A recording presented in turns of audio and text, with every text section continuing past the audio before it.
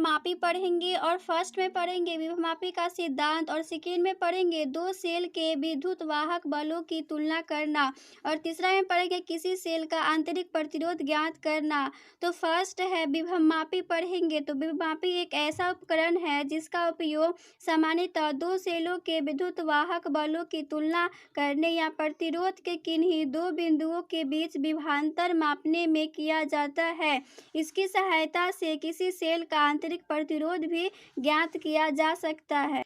तो इसमें विभवमापी जो है, इसमें सी जो है वो सेल है, आर एच जो है ये प्रतिरोध है और की जो है वो चाबी है और ए से बी की दूरी जो है विभवमापी का एक तार लगा हुआ है। जी जो है ये गैल्वेनोमीटर है। यहाँ पे ये द्वितीय परिपथ हुआ और फर्स्ट जो में है ये प्राथमिक या मुख्य परिपथ बोल सकते हैं। तो यहाँ पे जो दिया है वो यहाँ पे लिखते हैं। ए बी बराबर जो हुआ विभवमापी का तार है, ए से बी जो है विभवमापी का तार है, सी जो है संयोजक सेल है, ये सी जो है इसको बोलते हैं संयोजक सेल और आर एच जो है धारा नियम है और के जो है इसको बोलते हैं कुंजी और एल जो है तार ए बी की लंबाई है और ई जो है प्रायोगिक सेल है और जी जो है वो धारामापी है जिसको बोलते हैं गैल्वेनोमीटर और जी जो है वो जॉकी है।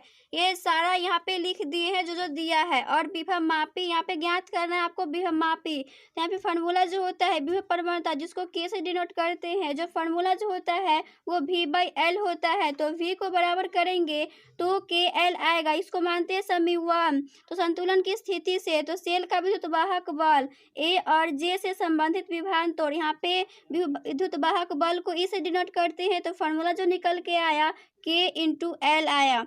अब देखेंगे विभवमापी के उपयोग, यूज ऑफ पोटेंशियल मीटर। तो फर्स्ट उपयोग जो है दो सेल के विद्युत वाहक बलों की तुलना करना फर्स्ट स्टेप है और सेकेंड में है किसी सेल का आंतरिक प्रतिरोध ज्ञात करना और तीसरा उपयोग है दो प्रतिरोधों की तुलना ज्ञात करना और चौथा है अमीटर और वोल्टमीटर का अंशांकन करना और पांचवा है ताप विद्युत वाहक बल ज्ञात करना। ये सारा जो था वो उपयोग था। अब आगे है दो सेलों के विद्युत वाहक बलों की तुलना करना।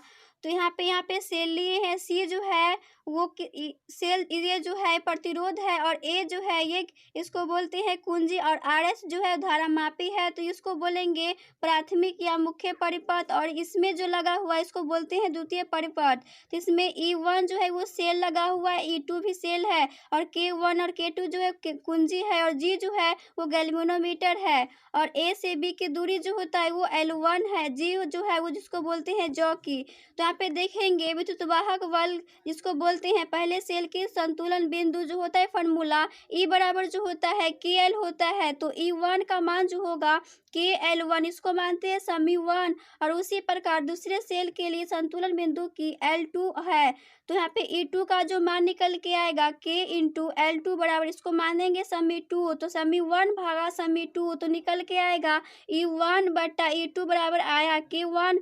E1 का मान जो है K/L1 है वो रख दिए और E2 का मान है K/L2 वो रख दिए। तो K से K कटा तो यहाँ पे E1/E2 बराबर L1/L2 यही फार्मूला निकल के आया। इसी सेल का आंतरिक प्रतिरोध ज्ञात करना। तो इसमें फिर से प्रतिरोध लिए है, ये प्राथमिक या मुख्य परिपथ है। ये सारा बात जो है वो सेम ही है और दूसरा में जो है द्वितीय परिपथ है। इसमें E1 जो है वो सेल है, E2 भी सेल है, K जो है वो कुंजी है और J को बोलते हैं जॉकी और A से B की दूरी जो है L1 है और ये सारा दूरी जो L2 है। ये C को बोलते हैं प्रतिरोध की दूरी और K जो है फिर इसको बोलते हैं कुंजी। तो यहाँ पे देखेंगे आंतरिक प्रतिरोध का जो इसको डिनोट करते हैं आंतरिक प्रतिरोध को छोटा r से। तो फार्मूला जो होता है वो R × E/V-1। तो इसको समीकरण मानेंगे। सेल के लिए संतुलन बिंदु L1 है तो E बराबर जो फार्मूला निकल के आया था पीछे देखे थे K/L1 इसको मानेंगे समी2 और प्रतिरोध के लिए L2 हो तो V बराबर जो आएगा K/L2 इसको मानेंगे समी3। तो समी 1, 2 और 3 तीनों से देखेंगे तो आंतरिक प्रतिरोध R बराबर जो निकल के आएगा R कोष्ट KL1/E का मान रख देंगे यहाँ पे K/L1 है और V का भी मान रख देंगे जो है K/L2। तो यहाँ पर रख दिए और -1 है इसको सेम रखे। K से K कटा तो यहाँ पे निकल के आया आंतरिक प्रतिरोध का फॉर्मूला R बराबर R × L1/L2 -1। तो यही आंतरिक प्रतिरोध का फॉर्मूला है।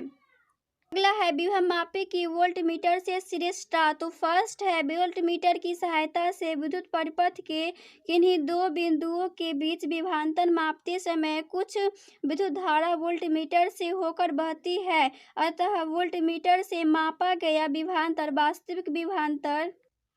वास्तविक विभवांतर से कुछ कम होता है, किंतु विभवमापी की सहायता से उन्हीं दो बिंदुओं के बीच विभवांतर मापते समय संतुलन की स्थिति में उसके द्वारा तनिक भी विद्युत धारा नहीं ली जाती, अतः विभवमापी द्वारा विद्युतवाहक बल या विभवांतर का सही माप प्राप्त होता है। तो ये फर्स्ट उपयोग था। और बी नंबर उपयोग है वोल्टमीटर की सहायता से विभवांतर ज्ञात करते समय संकेतक का विक्षेपण पड़ता है, जबकि विभवमापी की सहायता से विभवांतर ज्ञात करते समय शून्य विक्षेप की स्थिति प्राप्त करते हैं। विक्षेप पढ़ने में कुछ त्रुटि हो सकती है, जबकि शून्य विक्षेप की स्थिति ज्ञात करने में त्रुटि की संभावना बहुत ही कम होती है। और सी स्टेप है विभवमापी वोल्टमीटर की तुलना में अधिक सुग्राही होता है, इस प्रकार विभवमापी वोल्टमीटर की तुलना में श्रेष्ठ होती है। तो यही इसका उपयोग था। विभवमापी की सुग्राह्यता। 1 वोल्ट विभवमापी सुग्राही कहलाता है यदि उसके द्वारा अल्प विद्युत वाहक बल या अल्प विभवांतर का मापक भी यथार्थता पूर्वक किया जा सके। यदि विभवमापी के तार पर संतुलन बिंदु अधिक लंबाई पर प्राप्त होता है तो उसकी स्थिति को अधिक शुद्धता पूर्वक ज्ञात किया जा सकता है। इस प्रकार विभवमापी की सुग्राह्यता के लिए संतुलन लंबाई L का मान अधिक होना चाहिए। तो समीकरण बनता है सिग्मा बराबर K इंटू L से L बराबर जब करेंगे तो सिग्मा बट्टा K आएगा, तो सिग्मा एक नियत राशि है, तो अतः L समानुपाती जो होगा 1/K का होगा। तो स्पष्ट है कि विभव प्रवणता K का मान कम होने पर L का मान जितना कम होता है विभवमापी की सुग्राह्यता उतना ही अधिक होता है। यदि विभवमापी के L लंबे तार से सिरे पर विभवांतर V हो तो विभव प्रवणता को K से डिनोट करते हैं, तो फॉर्मूला जो निकल के आएगा V/L निकल के आएगा। अर्थात K के मान को कम होने के लिए अर्थात विभवमापी की अधिक सुग्राह्यता के लिए निम्न शर्तें होगी। तो फर्स्ट है L का मान अधिक हो अर्थात विभवमापी के तार की लंबाई अधिक हो। यही कारण है कि विभवमापी के तारों की संख्या अधिक होती है जो श्रेणी क्रम में जुड़े होते हैं। और दूसरा शर्त है V का मान कम हो अर्थात प्राथमिक परिपथ में जुड़े संचायक सेल का विद्युतवाहक बल कम हो, किंतु ध्यान रखने की संचायक सेल का विद्युतवाहक बल सदैव मापे जाने वाले विभवांतर से अधिक हो, अन्यथा शून्य विक्षेप बिंदु संतुलन बिंदु प्राप्त नहीं होगा। तो ये सारा जो था वो शर्तें था। अब MCQ का फर्स्ट क्वेश्चन है विभवमापी की संतुलन की स्थिति में इसका प्रतिरोध होता है। तो फर्स्ट A है शून्य और B है अनंत और C है बहुत अल्प और D है अति उच्च। तो फॉर्मूला जो होता है I का मान यहाँ पे जो होता है वो शून्य होता है, धारा वहाँ पे शून्य होता है, तो 1/0 आएगा इन्फिनिटी। तो यहाँ पे ऑप्शन नंबर करेक्ट जो होगा वो B होगा। प्रतिरोध जो होगा यहाँ पे इन्फिनिटिव होगा। दूसरा है विभव प्रवणता का ऐसा ही मात्रक होता है। तो फार्मूला जो होता है K बराबर विभव प्रवणता को K से डिनोट करते हैं, फार्मूला जो निकल के आता है V/L। तो V का जो होता है मात्रक वो वोल्ट होता है, L लेंथ का जो होता है वो मीटर होता है। तो ऑप्शन नंबर करेक्ट जो होगा वो D होगा, वोल्ट पर मीटर। अगला क्वेश्चन है विद्युत वाहक बल की विद्युत माप के लिए विभवमापी एक यथार्थ तथा बहुमुखी युक्ति है क्योंकि इस विधि में शामिल होता है। तो यहाँ पे A नंबर ऑप्शन है सेलों का उपयोग, और B में है विभव प्रवणता, और C में है गैल्वेनोमीटर से धारा के प्रवाहित न होने की स्थिति, और D में है सेलों का गैल्वेनोमीटर तथा प्रतिरोध का संयोजन। तो ऑप्शन नंबर करेक्ट जो होगा वो C होगा।